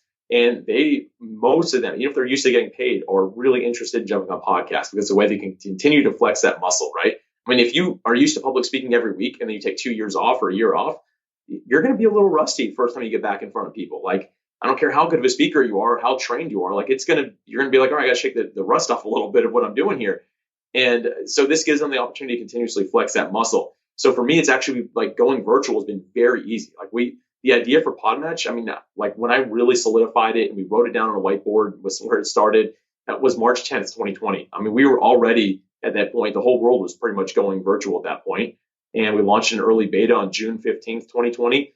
And we were well into pandemic mode at that point, right? Yep. So we kind of were born during this time. And I actually feel it served us better because if I told public speakers in 2018, if I launched then, said, hey, you should join this me on podcast, I'd be like, no, I'm traveling every week to speak on a stage. Like, I'm not interested. Yep. And now people instead, they're like, yes, please, I would love this. Let me get some of my friends on here as well. So it's helped us grow a lot organically and a lot faster because it's given them a platform once again that they lost. So for me, the digital space has done really well for me. And I like to say that it's as, I guess, empathetically as I possibly can, because I know it's been really tough for a lot of people. This is just one of those spaces where it made sense and actually worked for me. Now, but before we jump into the hot seat, I wanted to ask, you mentioned that, your wife was very supportive, your family was very supportive. Jumping into this next endeavor, launching this platform, did you run this by like your spouse, your family, just to get some ideas and thoughts and bounce ideas off of them? Or did you just kind of say, hey, I'm going in this direction, and they just supported you along the way? And the reason I ask is because that inner circle, the sum of the 5 people you spend the most time with, they influence some of our decisions more than others. Yeah, they really do. I mean, I'm really intentional with my inner circles. And a lot of my inner circle isn't even family. I don't mean that to be mean or anything like that, but I have some friends that they're all entrepreneurs and they were all for this idea. They had some like things they could add to it as well, which was pretty cool.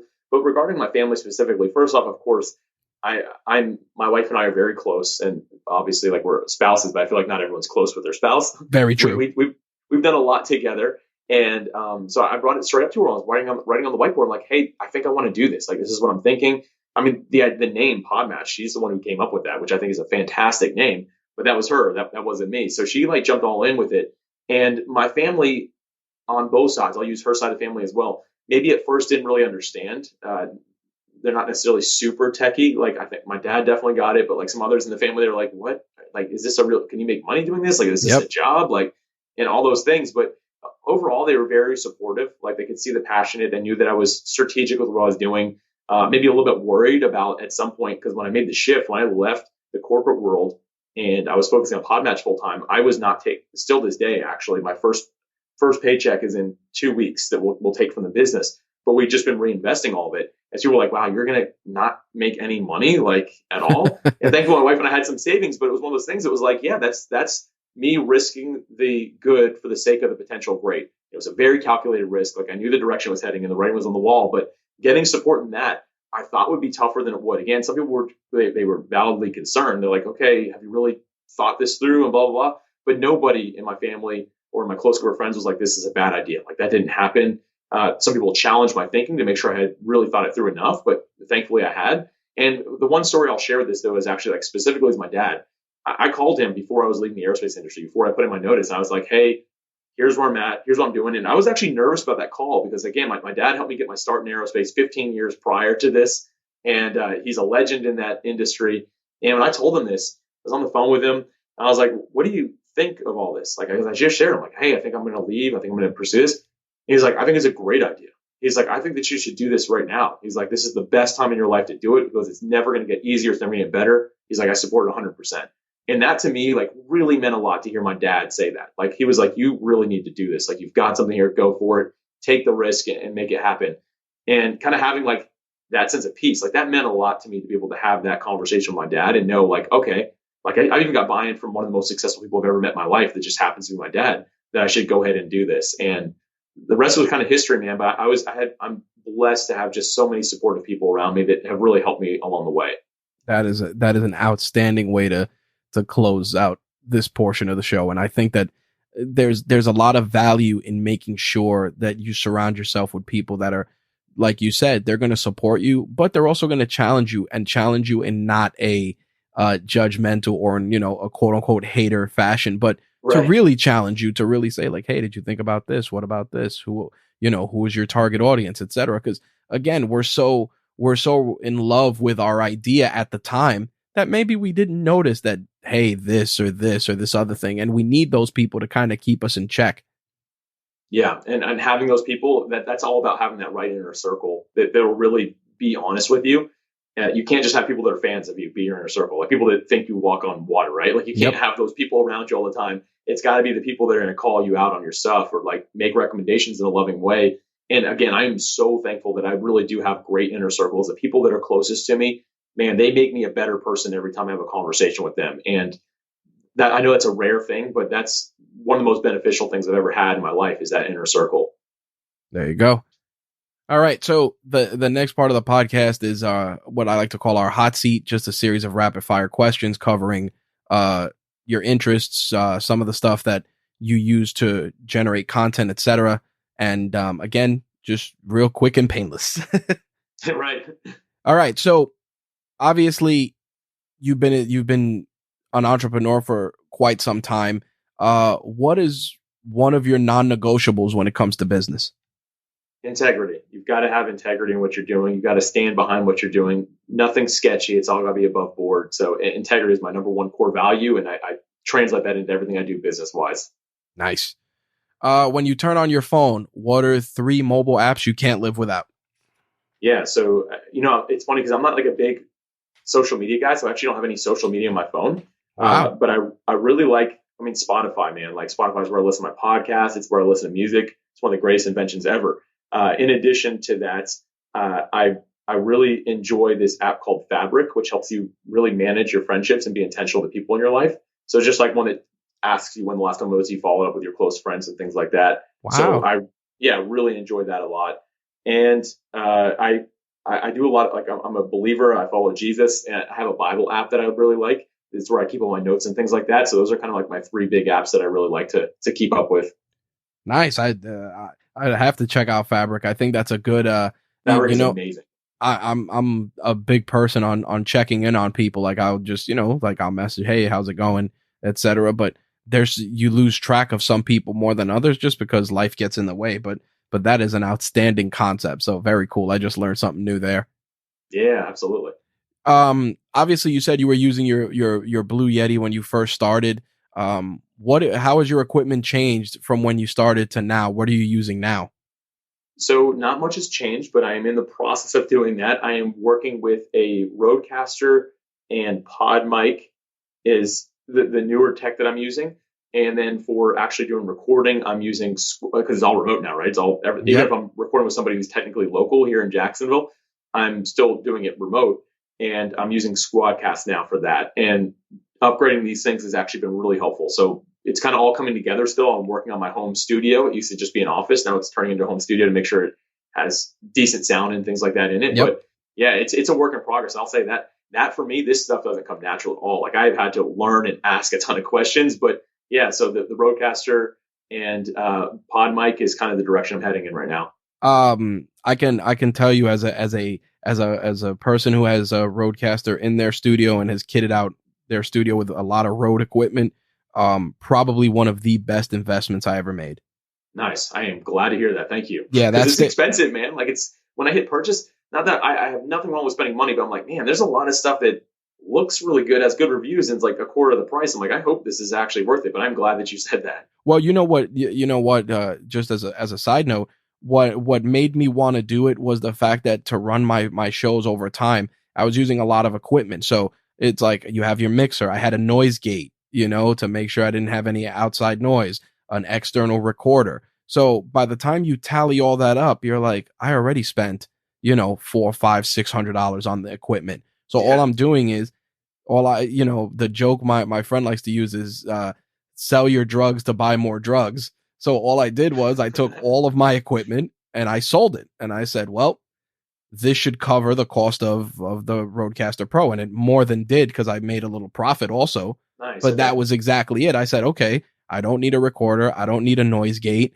I won't need XYZ. I'm not going to need something for sound clips, unless I want something more than the 8 buttons that are there. So yeah, it was a solid investment. The sticker shock initially, I'm like, man, I gotta come off $500 in a clip. Yeah. It definitely was not pleasant, but man, best investment I made.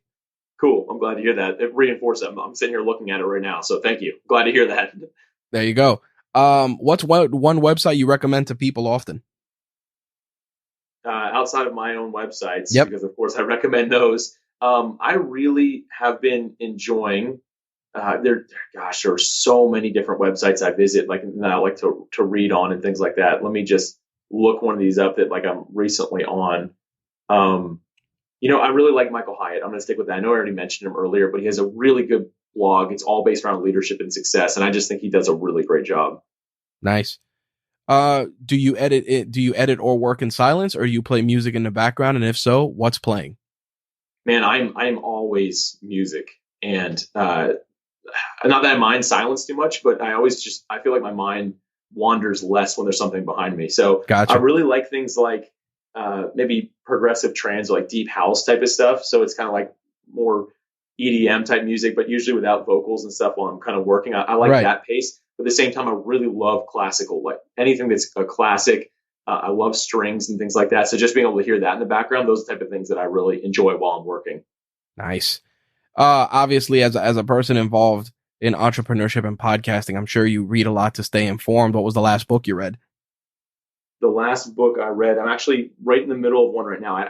So most people I have on my podcast, fun fact here, they're usually authors, so they usually have books, and I like to read the book that we're going to talk about beforehand. So I'm actually on pace again this year to read 52 books this year. I did the same thing last year. Nice. And I know I just mentioned Michael Hyatt, and it's probably because I'm reading his book right now, Lead to Win, because I'm interviewing him next week. Win at Work and Succeed at Life. Sorry, is the name of the book. So I'm going through that one right now. And then the next one after that is called The Hype Machine. And that's by somebody who's really dove deep into the effects that social media has on the mind, especially from a business person's perspective. So those are kind of my next 2 reads, but I go through a lot of books. I really enjoy reading.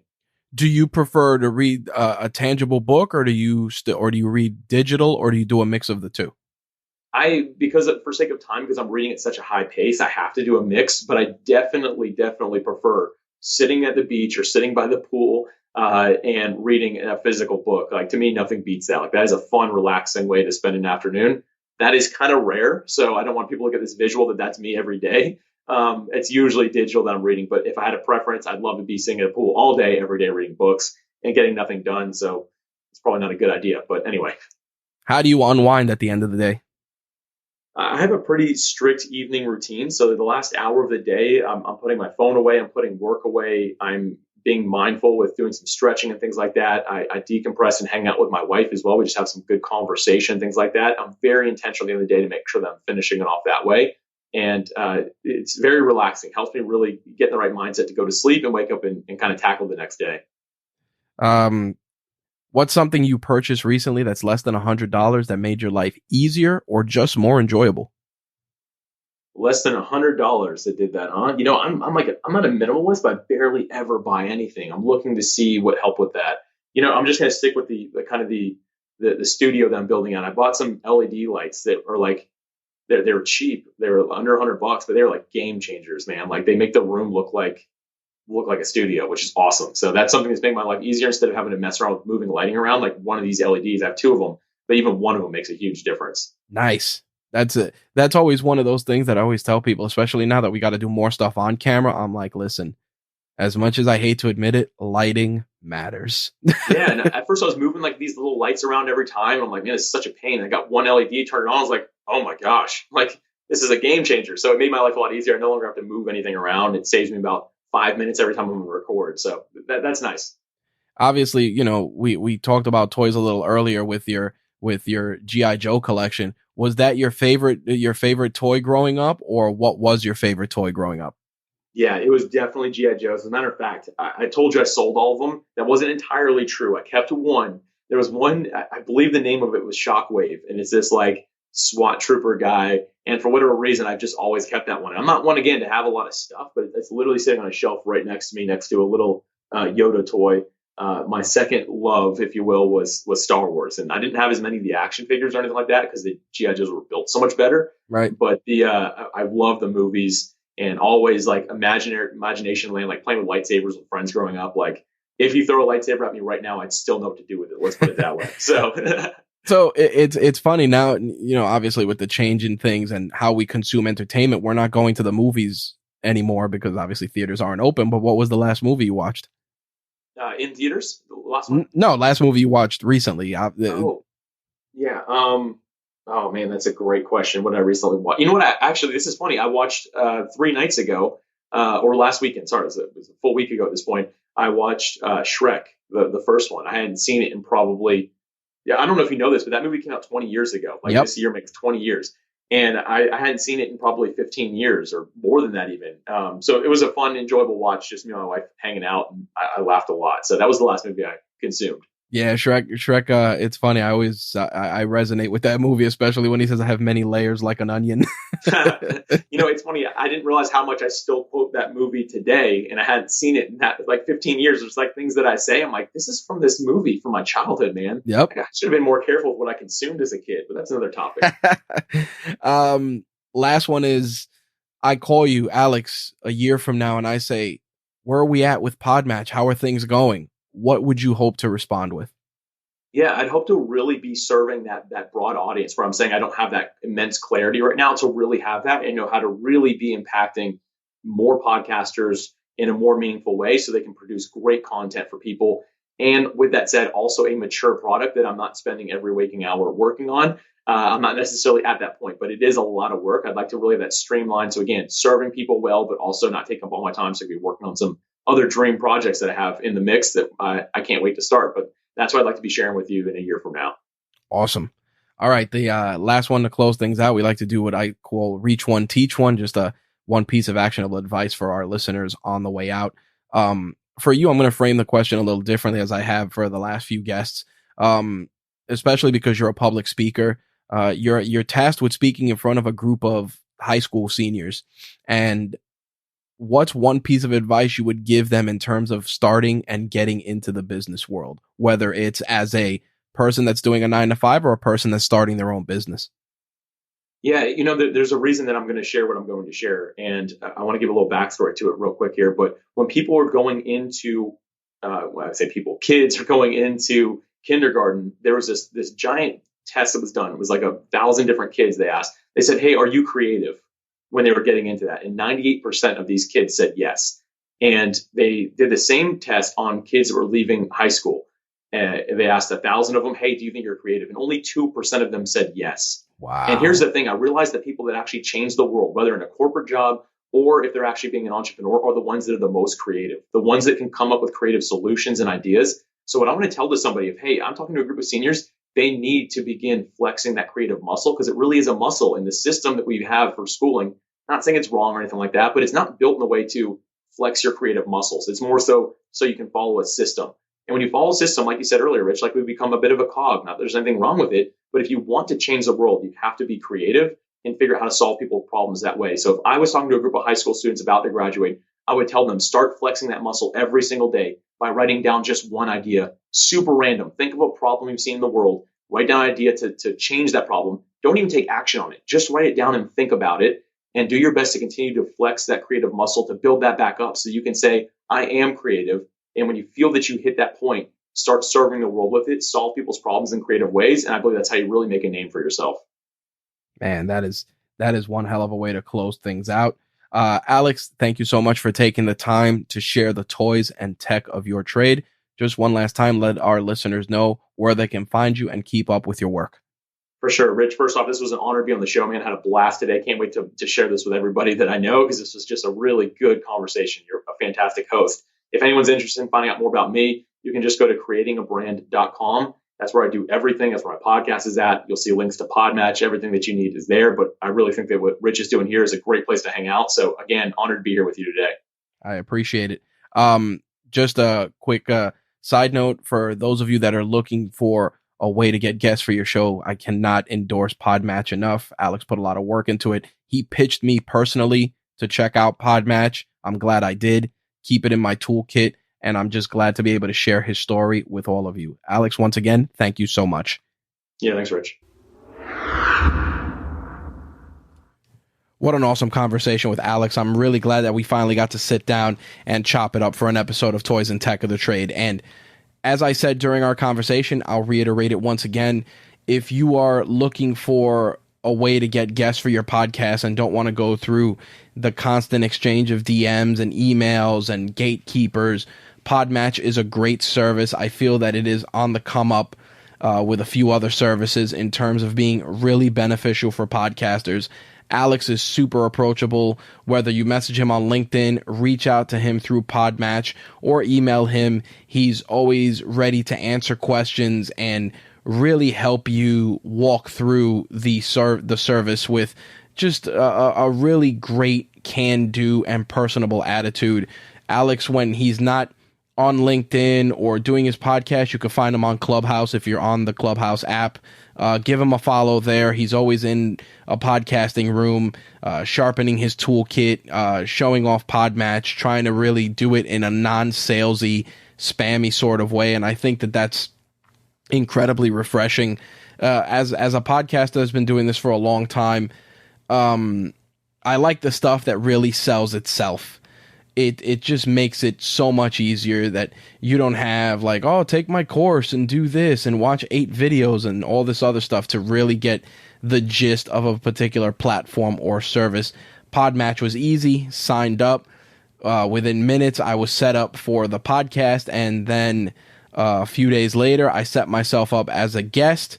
And again, super easy. And best of all, a lot of the leads that we got, especially when I initially signed up, were people that I would genuinely be interested in talking to. I've booked a few already, which you'll be hearing in the coming months, and a couple of other people, they just weren't a good fit for one reason or another. But again, very easy process, takes a lot of the heavy lifting out of booking guests. And when you're a podcaster, and I say this often, you are not only a hype man, a producer, an on-air talent, an audio editor, a guest booker, a social media manager. You are a person of many hats when it comes to building a podcast. And I'm a big proponent of work smarter, not harder. And, you know, if you can automate things or take some of that heavy lifting off your plate and put it towards a service or put it towards software or whatever it is that'll help you just focus on your podcast, on the content, on what brings people to your platform, I just can't endorse it enough. I mean, services like PodMatch, things like Auphonic to level out your audio, or Hindenburg Journalist, which is easy for podcast editing, which I use. Whatever it is that you're into, make sure that 80% of your efforts are focused on what you really want to focus on. If you're not great at editing, you know, do what you can until you can find someone who can help, or until you can hire someone that you can offload that. Too many times I've seen so many amazing podcasts killed because of not enough free time, or the person just didn't want to be stuck editing, or the person just had trouble getting traction, or the person didn't have someone to tell them, like, hey, it's okay that you got 10 downloads this week. It's okay if you got 15 downloads. It's fine. A lot of the stuff that kills podcasts is stuff that, number one, can be easily avoided, but number two, sometimes people just need a peer or someone in their circle to help them out. That's why I try to join podcast groups, this Clubhouse platform, now that it's really taking off on iOS. You know, I go in there, I try to help who I can and bring whatever value I can to the conversation. I've been doing this a long time. I've learned a lot, and I'm still learning. I mean, with, you know, now 16 years of podcasting under my belt, I can tell you that I'm still learning every day. And there's a lot of things I can work on, but there's things that I've found ways to automate, outsource, and just take off my plate so that I can focus on the Rageworks brand, whether it's the website or our YouTube channel, which I've been doing a lot more videos for, or even the podcast network itself. I mean, don't let some of these little things become obstacles for getting your project off the ground, whether it's a podcast or a business. Find ways around it, focus on the stuff that you're really good at, and then find ways to either outsource or get help for the stuff you're not good at. Just don't be afraid to ask for help. There's plenty of people, whether they're in your orbit or even on the internet, that are just ready to assist and help. I mean, there's countless people that I've talked to maybe once or twice that I've helped, and occasionally I'll see them on Facebook or on Instagram, and I'll message them, hey, did you start your show? How's it going? Etc. Just to see. And part of it is because I didn't have that type of accountability when I was on the come up back in 2006. I mean, Kevin from VGN and those guys were super supportive when I started, but outside of that, it was just me and a microphone and my thoughts. And I just wanted to share that in addition to this conversation, because I think so many people, especially with the pandemic, are just trapped in their homes, trapped inside their own heads, and they have these amazing ideas, whether it's a podcast or a YouTube channel or a blog, that they always get stuck in, you know, it's my cliched phrase at this point, paralysis analysis, where they're just analyzing all these different variables, and when they're done analyzing, they've accomplished nothing. Don't fall into that trap, folks. Pull the trigger. Start that YouTube channel. Start that podcast. Listen, the first few episodes, the first few videos, they may be great, they may not be great, but you know what? You keep doing it, you know, but things are built based on repetition, whether it's your business, your brand, or your body. Repetition gets results. It's as simple as that. Anyway, I'm not going to sit here and preach to you folks, but I definitely want to thank Alex for taking the time to chop it up with us and share so many gems and so much value. Make sure to follow him. I'll include all the links to his social, his website, his podcast in the show notes for this episode. All right, that's going to wrap things up. Make sure to check out all the other shows on the Rageworks Podcast Network. We literally have something for everybody, whether you're into wrestling, sports, geek culture, hip hop, man, we got you covered, and we're only going to keep growing. And if you're interested in possibly adding your podcast to our network, we really do have a great tight-knit group of folks, and I make it really, really turnkey. You bring your content, we do the heavy lifting. It's as simple as that. If you're interested, shoot me an email, rich@rageworks.net. As for Rageworks, you can find us on any social media platform of your choice. Just punch in Rageworks and you'll find us. We're even on Pinterest. All right, that's going to wrap things up. Thank you guys for listening. Thank you all for your continued support, and I'll see you guys in 2 weeks. Peace.